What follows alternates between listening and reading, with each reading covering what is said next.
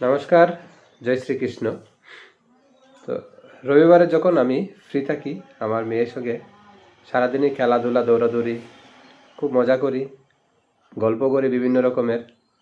তো আজকে একটা গল্প আপনাদের সঙ্গে শেয়ার করব। গল্পটা হচ্ছে আমার মেয়ে সপ্তমী আর একটা ম্যাজিক স্টোনের গল্প। তো চলো ম্যাজিক স্টোনের গল্পটা শুনি। গত বছর 2025-এর জানুয়ারিতে যখন আমার মা মারা যায়, মার সঙ্গে ওর একটা খুব ভালো একটা বন্ডিং ছিল। একসঙ্গে স্নান করতো, পুজো দিত, ভাত খেত, সারাদিন খেলাধুলা করতো। তো সারাক্ষণ তো একসঙ্গেই থাকতো বাড়িতে।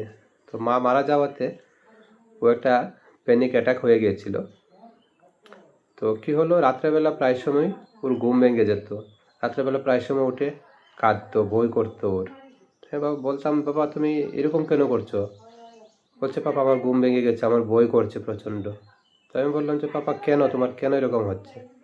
তো ও বলছে যে, পাপা আমার রাত্রে আমি ভূত দেখেছি, ভূত এসেছিল। তো এই বিষয়টা নিয়ে আমরা খুব একটা চিন্তায় ছিলাম যে এখন কি করা যায়। ও তো বই করছে, রাত্রেবেলা ঘুমোতে পারছে না, ঘুমের একটা ডিস্টার্ব হচ্ছে, বারবার জেগে উঠছে ঘুম থেকে। তো এই ব্যাপারে চিন্তা করে তারপরে আমি বললাম যে, পাপা একটা কাজ করো, তোমাকে আমি একটা ম্যাজিক স্টোন দেবো, তুমি এই ম্যাজিক স্টোনটা তোমার সঙ্গে রাখবে, ঠিক আছে?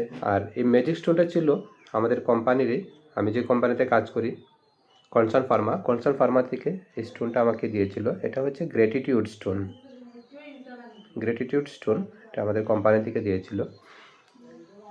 তো এই গ্র্যাটিটিউড স্টোনটা ওকে আমি দিলাম, দিয়ে বললাম যে, তুমি পাপা এই গ্র্যাটিটিউড স্টোনটা তোমার সঙ্গে রাখবে, যখন ঘুমাবে রাত্রেবেলা তখন বালিশের নিচে এটা রেখে তারপরে ঘুমোবে। আর মনে মনে বলবে যে আমার কাছে ম্যাজিক স্টোন আছে, আমার কাছে আজকে ভূত আসতে পারবে না, যদি ভূত আসে ভূতকে আমি পিটা দেব, ঠিক আছে বাবা? তো তারপরে সেম করলো ও। সেদিন রাত্রেবেলা বালিশের নিচে ও ম্যাজিক স্টোনটা রেখে ঘুমোলো। তো পরের দিন যখন ঘুম ভাঙলো সকালবেলা, ওকে আমি জিজ্ঞেস করলাম, পাপা কালকে রাত্রে কি ভূত এসেছিল? তো বলছে, পাপা ভূত তো এসেছিল, কিন্তু ভূত তো পালিয়ে গেছে। বললাম, কেন?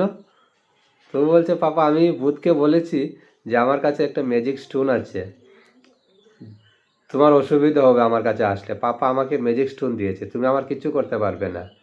তো এই ভূতের ম্যাজিক স্টোনটা দেখে পালিয়ে গেছে।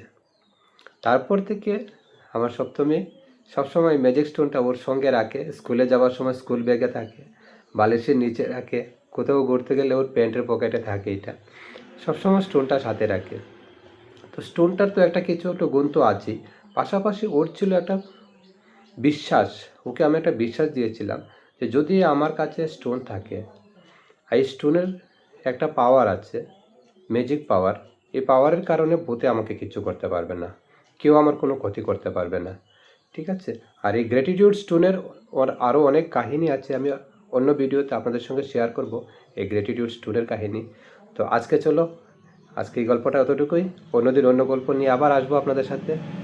নমস্কার, জয় শ্রীকৃষ্ণ, ভালো থাকুন, থ্যাংক ইউ।